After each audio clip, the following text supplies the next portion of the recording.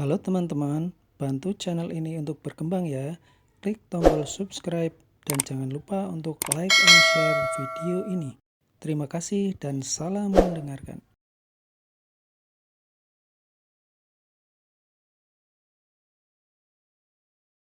Bab 19, aku tidak hanya bisa menyentuh mobil ini, aku juga bisa mengendarainya. Angel sedikit tercengang karena dia benar-benar tidak ingin Chloe tahu bahwa Valentino yang kendarai mobil di sebelah BMW putih itu. Kalau seperti itu, maka dengan sifat Chloe, dia pasti akan bertanya sampai seluk-beluknya dan akhirnya dia akan tahu bahwa mobil ini hanya dipinjam oleh Valentino. Pada saat itu, Valentino pasti akan diejek lagi. Bagaimana? Mobilku cukup bagus, kan? Hawik memutar-mutarkan kunci mobil dan melirik Valentino. Valentino mengusap-usap hidungnya sambil menjawab. Ya, lumayan bagus. Haha. Hawik mencibir tak puas. Lumayan bagus. Apa kamu bisa mengendarai mobil yang lumayan bagus? Pecundang hanya pantas mengendarai motor listrik. Apa perlu berpura-pura? Chloe, kalian pergi duluan saja. Teriak Angel. Valentino juga memiliki pemikiran yang sama dengan Angel karena tujuannya membeli mobil bukan untuk pamer di depan Chloe dan yang lainnya. Pergi apanya? Bagaimana kamu pulang? Di mana motor listrik kalian? Tanya Chloe. Semakin Chloe dan Valentino meminta mereka pergi lebih dulu, Hawik semakin tidak buru-buru pergi. Dia benar-benar ingin melihat dengan matanya sendiri penampilan Valentino. Si pecundang ini pergi mengendarai motor listriknya dengan menyedihkan. Hal itu akan memberinya rasa unggul yang mendalam.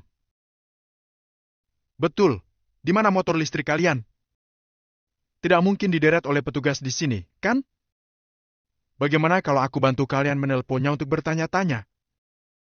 Aku kenal orang yang bertanggung jawab di sini. Tanya Hawik dengan niat baik. Melihat penampilan Hawik, Valentino sudah bisa menebak pikiran Hawik di dalam hatinya. Sepertinya dia sedang menunggu Valentino mempermalukan dirinya sendiri. Angel, ayo kita pergi. Valentino menatap Angel. Karena Hawik ingin melihat dia mempermalukan dirinya sendiri, maka biarkan Hawik lihat baik-baik. Sudahlah, Angel, cepat masuk ke mobil dan pergi. Demimu, aku akan membiarkan Valentino menumpang mobilku. Kata Chloe sambil menggelengkan kepalanya. Chloe juga merasa Angel malu untuk pergi mengendarai motor listrik di depan mereka, jadi Angel ingin menunggu mereka pergi dulu. Tidak perlu, benar-benar tidak perlu. Angel menghela napas pelan, lalu sambil berkata sambil mengikuti Valentino berjalan menuju BMW milik Hawik. Chloe tercengang. Sepertinya ada yang salah dengan Angel hari ini. Sambil mengatakan tidak perlu menumpang, dia malah berjalan ke mobil duluan. Hawik ingin tertawa terbahak-bahak. Bilang saja kalau ingin naik BMW-nya. Bilangnya tidak mau, tapi gerakan tubuhnya sangat jujur. Ayo pergi, biarkan mereka menikmati rasanya naik BMW. Hawik mencibir hina dan berjalan maju sambil memainkan kunci mobil. Namun, hal yang mengejutkan Hawik dan Chloe adalah saat Valentino dan Angel berjalan sampai ke depan BMW putih Hawik, mereka tiba-tiba berbelok dan berjalan ke samping. Chloe menggelengkan kepalanya dan terdiam. Kali ini, apakah mereka masih menunggu dirinya untuk membujuk mereka? Saat Chloe ingin berbicara, dia melihat ke arah Valentino dan matanya tiba-tiba membelalak. Astaga! Mobil ini cantik sekali!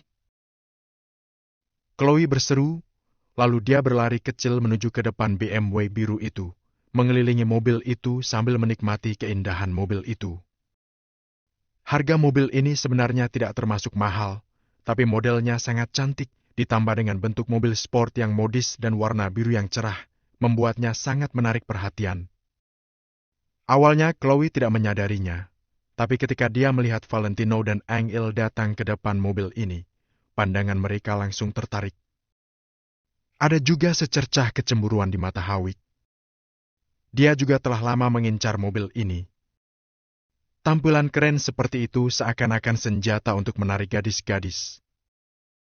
Namun, mobil seperti itu harganya hampir 2 kali lipat dari BMW putihnya. Jadi waktu itu dia membatalkan idenya. Tapi tiba-tiba dia melihat mobil aslinya di sini.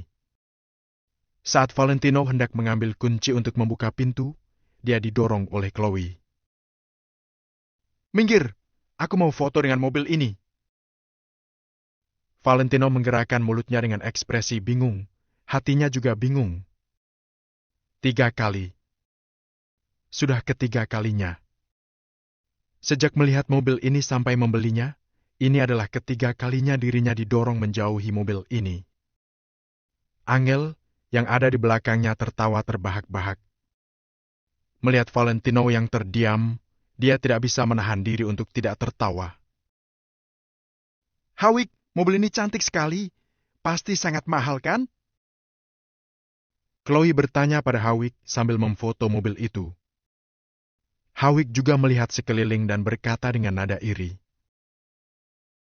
"Versi teratas dari BMW 4 tempat duduk konvertibel, harganya setidaknya 800 juta. Wah, luar biasa! Lebih dari 800 juta. Chloe kagum dan buru-buru mengambil beberapa foto lagi. Dia berencananya untuk dijadikan latar belakang ponselnya.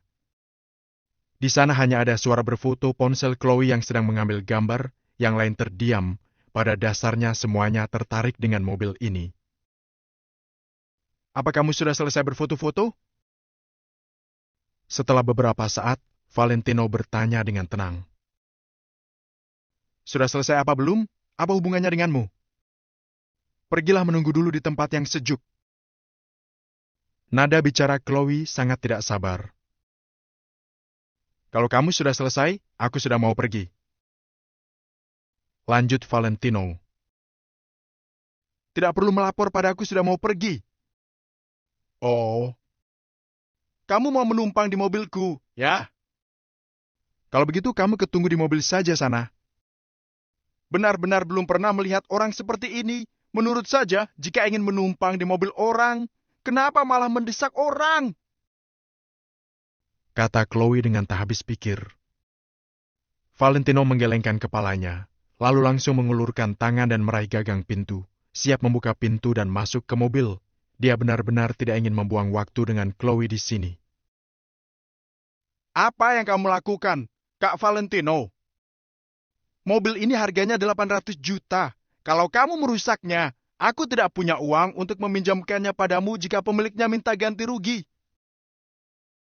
Hawik memandang Valentino dengan ekspresi sarkastik. "Dasar kamu ini, aku saja hanya berfoto. Aku bahkan tidak berani menyentuhnya. Beraninya kamu menarik pintu mobil orang lain." Chloe juga mengejek. "Aku tidak hanya bisa menyentuhnya, tapi aku juga bisa mengendarainya." Setelah Valentino selesai berbicara, dia menarik pintu dan masuk ke dalam mobil, menekan tombol untuk menyalakan mesin mobil. Wong! Suara mesin bertenaga super itu terdengar seperti guntur, meledak di telinga Chloe dan Hawik. Ekspresi Chloe dan Hawik yang awalnya mengejek dan menghina, langsung membeku dan menjadi kagum. Ada kekaguman, keterkejutan, dan kebingungan di matanya.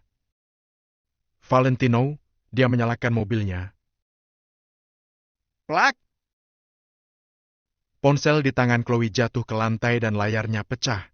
Tapi saat ini, dia tidak punya waktu untuk memikirkannya. "Angel, kamu, cepat lihat Valentino. Dia mau mencuri mobil orang." Mata Chloe membelalak. Dia mengulurkan tangan dan meraih lengan Angel. "Masuk ke mobil." Tepat saat Angel hendak berbicara, suara Valentino terdengar dari dalam mobil. "Oke." Angel mengangguk secara refleks, lalu menatap Chloe dan berkata dengan nada meminta maaf. "Chloe, Aku pulang dulu. Jika ada sesuatu nanti kita bicarakan lagi. Setelah Angel selesai berbicara, dia melangkah ke mobil sport BMW biru yang mempesona itu. Chloe menjadi lebih tercengang apa yang terjadi. Suh! Konvertibel mobil itu terbuka perlahan dan masuk ke dalam bodi mobil, memperlihatkan tampilan mobil sport konvertibel. Menurutmu, apakah aku akan meminta ganti rugi pada diriku sendiri? Valentino memandang Hawick dengan bercanda, lalu menginjak pedal gas dan membawa Angel pergi.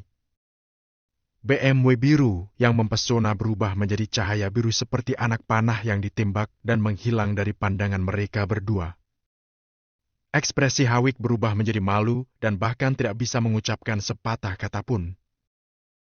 Awalnya ingin melihat Valentino mempermalukan dirinya sendiri dengan mengendarai motor listrik, tapi sekarang malah terbalik. Valentino adalah pemilik mobil yang tidak bisa dia miliki. Bab 20. Kejutan besar. Asap knalpot yang dikeluarkan oleh mobil BMW biru itu bagaikan sebuah tamparan keras yang dilayangkan ke wajah Hawick dengan keras. Hawick merasa wajahnya amat kesakitan, sangat kesakitan. Dia! Kamu! Aku! Hati Chloe bergetar hebat, dia juga tidak bisa melontarkan sepatah kata pun. Ternyata Valentino yang seharian dicemooh olehnya adalah pemilik dari mobil BMW convertible ini. Hal yang pertama kali terpikirkan olehnya adalah Angel yang membeli mobil itu. Bukankah dulu Valentino pernah berkata kalau dia hanyalah seorang sopir yang hidup dibiayai oleh istrinya? Namun setelah dipikir-pikir, Angel tidak begitu disukai di keluarga Kusuma. Jadi dia melakukan pekerjaan yang paling kotor dan paling melelahkan dengan gaji yang paling rendah. Oleh sebab itu, Angel tidak mampu membeli mobil seperti itu. Kalau begitu, dari mana mobil itu? Dia pasti membelinya dengan uang pinjaman, dia akan tahu rasa kalau nantinya tidak mampu melunasinya. Pikir Chloe di dalam hatinya merasa tidak terima. Perasaan lebih unggul dan keangkuhan Chloe di hadapan Angel langsung sirna tanpa jejak bersamaan dengan munculnya mobil itu. Ponselku. Chloe baru sadar kalau ponselnya sudah retak, dia memungutnya dengan sedih. Semakin memikirkannya, Siska yang pergi duluan itu semakin merasa kalau tidak seharusnya dirinya menghindar begitu saja. Tidak tahu masalah apa yang akan terjadi kalau dia membiarkan Chloe menyinggung perasaan orang sekelas Valentino dengan seenaknya. Dengan begitu, dia langsung mengirimkan sebuah pesan singkat kepadanya. Chloe, kamu tidak boleh menyinggung perasaan Valentino lagi karena identitasnya sangat mengerikan. Pesan singkat itu tidak akan dibaca Chloe sebelum ponselnya selesai diperbaiki. Valentino membawa Angel pulang ke rumah. Diam-diam Angel memikirkan masalah itu di sepanjang perjalanan, Valentino juga tidak mengganggunya dan menyetir dalam diam. Walaupun Angel merasa sedikit puas dengan keterkejutan Hawick dan Chloe yang melihat Valentino membawa mobil BMW ketika pergi barusan. Namun, bagaimanapun juga mobil ini adalah mobil yang dipinjam oleh Valentino, bukanlah miliki Angel. Di lantai bawah rumah Angel, keduanya duduk di dalam mobil. Valentino, aku rasa kita perlu berbicara, kata Angel setelah bergumam sesaat. Ya, katakan. Valentino melepaskan sabuk pengamannya. Awalnya dia ingin menyalakan sebatang rokok, tapi setelah dipikir-pikir, dia pun meletakkannya. Kamu berkata kalau kamu akan berubah untukku, tapi setelah beberapa waktu ini, kamu tetap tidak bekerja juga tidak melakukan apapun. Aku tidak dapat melihat di mana letak perubahanmu. Nada bicara Angel dingin, seolah-olah sedang berhadapan dengan orang asing. Awalnya Angel sudah tidak begitu membenci Valentino lagi setelah berhubungan dengannya selama beberapa hari ini. Bahkan Angel memiliki sedikit kesan baik terhadapnya. Namun, setelah membandingkannya dengan Hawick hari ini, Valentino terkesan begitu tidak berguna dan sangat berbeda dengan Hawick. Hawick sudah begitu sukses di usia yang masih muda. Dia memiliki posisi sebagai manajer di grup global. Kini dia bahkan disukai oleh Maple Rain Real Estate dan menjadi karyawan di Maple Rain Real Estate. Bagaimana dengan Valentino? Dia tidak memiliki apapun, bahkan menjadi penjaga pintu pun Maple Rain Real Estate tidak akan menerimanya. Bahkan mobil ini juga adalah mobil pinjaman. Oleh sebab itu, sedikit kesan baiknya terhadap Valentino itu saat ini telah sirna semuanya. Angel bukan sengaja ingin membandingkan Valentino dengan suami orang lain. Dia hanya ingin Valentino sedikit lebih berusaha saja. Angel, aku akan menepati semua perkataanku. Valentino termenung sejenak usai mendengarnya. Sambil menatap Angel, dia berkata dengan serius. Aku akan memberimu sebuah kejutan besar di hari peringatan 3 tahun pernikahan kita. Nanti kamu akan paham akan semuanya. Tidak perlu membahasnya lagi. Angel langsung memotong kalimat Valentino. Aku berharap kamu bisa membeli sebuah mobil dengan kemampuanmu sendiri dan membawanya ke hadapanku. Bukan dengan mengandalkan mobil pinjaman untuk menyombongkan diri. Angel membuka pintu mobil dan langsung pergi usai berbicara. Valentino menyaksikan sosok Angel masuk ke dalam koridor. Dia menyalakan sebatang rokok dengan tenang. Asap rokok pun mengepul di dalam mobil. Dia tidak menyalahkan Angel, karena Angel bukanlah wanita yang suka menyombongkan diri. Justru karena Angel bukan orang yang suka menyombongkan diri, sehingga masalah Valentino yang meminjam mobil untuk menyombongkan diri itu membuatnya merasa sangat tidak senang. Tidak apa-apa, beri aku sedikit waktu, kamu akan mengerti. Valentino membuang puntung rokoknya, dia memutar arah mobilnya dan melaju ke Maple Rain Real Estate. Hendrik sudah menunggu Valentino di Maple Rain Real Estate dengan sopan. Tuan muda Valentino, bagaimana boleh Anda mengendarai mobil sekelas ini? Sekarang juga aku akan menyuruh orang untuk memesan sebuah mobil Ferrari yang terbaru untuk Anda. Hendrik langsung merasa sedikit gelisah melihat Valentino datang dengan mengendarai sebuah mobil BMW seharga beberapa ratus juta rupiah. Mungkin mobil seharga beberapa ratus juta ini adalah mobil mewah di mata Chloe dan yang lainnya. Namun, di mata Hendrik, mobil ini sama sekali tidak sepadan dengan status Valentino. Walaupun hanya perihal alat transportasi, Valentino sebagai keturunan dari keluarga Wijaya yang memiliki harapan terbesar untuk menjadi kepala keluarga di masa depan, paling tidak Valentino harus mengendarai mobil di atas harga puluhan miliar rupiah. Mobil apapun itu, bukanlah masalah bagiku. Pak Hendrik tidak perlu repot-repot. Ujar Valentino dengan datar. Hendrik mengangguk-anggukan kepala. Dia bisa melihat kalau suasana hati Valentino hari ini sedang tidak baik, sehingga dia semakin tidak berani banyak bicara. Pak Hendrik, bisakah aku mempercayaimu dengan sepenuhnya? Tanya Valentino secara mendadak sambil menyalakan sebatang rokok setelah terdiam beberapa saat. Hendrik tercengang usai mendengarnya. Tanpa pikir panjang dia langsung bersujud. Ekspresi wajahnya tampak ketakutan dan gelisah. Meskipun usia Hendrik sudah cukup untuk menjadi kakek bagi Valentino, dia tetap berstatus sebagai seorang pelayan di hadapan Valentino. Keluarga tua seperti keluarga Wijaya ini, walaupun hanya memiliki masa kejayaan selama 300 tahun, tapi jika dilihat ke belakang, bagaimana mungkin keluarga Wijaya hanya berlangsung selama beberapa ratus tahun saja? Keluarga tua yang memiliki sejarah semacam ini paling mementingkan senioritas. Oleh sebab itu, Pak Hendrik menghormati Valentino dengan segenap hati dan tidak berani meremehkannya sedikit pun. Namun, belum sempat bersujud, lengannya pun ditahan oleh Valentino. Pak Hendrik tidak perlu bersikap begitu sopan di antara kita. Tuan muda Valentino, aku bisa hidup sampai sekarang berkat belas kasih dari Tuan Besar Wijaya dan aku tidak berani melupakan hal itu. Sebulan sebelum meninggal, Tuan Besar Wijaya berpesan padaku secara langsung agar menjaga Tuan muda Valentino dengan baik. Aku pun tidak akan melupakan hal itu. Aku tidak memiliki anak selama hidupku. Nyawaku adalah milik keluarga Wijaya. Keluarga Wijaya bisa mengambil nyawaku kapan saja kalau menginginkannya. Nada bicara Hendrik terdengar sangat sedih. Kemungkinan karena teringat dengan Tuan Besar Wijaya. Tubuh Valentino juga bergetar usai mendengarnya. ingatan-ingatan yang tidak terhitung jumlahnya muncul di dalam benaknya. Kala itu, Tuan Besar Wijaya sangat memperhatikan Valentino ketika dia masih hidup. Walaupun Valentino hanyalah putra kedua dalam garis keturunan langsung, Tuan Besar Wijaya hanya menyayangi Valentino, bahkan dia sendiri yang memberikan nama Valentino Wijaya kepadanya. Hanya saja, kemudian Tuan Besar Wijaya mendadak meninggal. Ketika Valentino berjumpa dengannya, Tuan Besar Wijaya sudah tidak berada di alam yang sama lagi dengannya.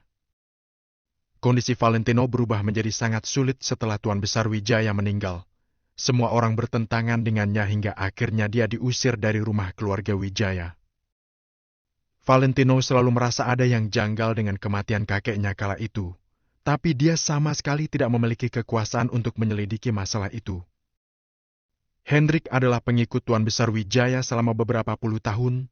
Tidak berlebihan kalau mengatakan mereka adalah teman sehidup semati. Valentino diusir dari rumah keluarga Wijaya setelah Tuan Besar Wijaya meninggal. Tapi Hendrik tetap tinggal di rumah keluarga Wijaya. Valentino mempercayai Hendrik karena hubungannya dengan Tuan Besar Wijaya. Kalau tidak, dia tidak akan bersikeras meminta Hendrik agar datang ke kota Nio untuk membantu dirinya. Pak Hendrik, aku tahu kalau kamu setia kepada keluarga Wijaya, tapi maksudku adalah di antara aku dan keluarga Wijaya, siapa yang akan kamu pilih?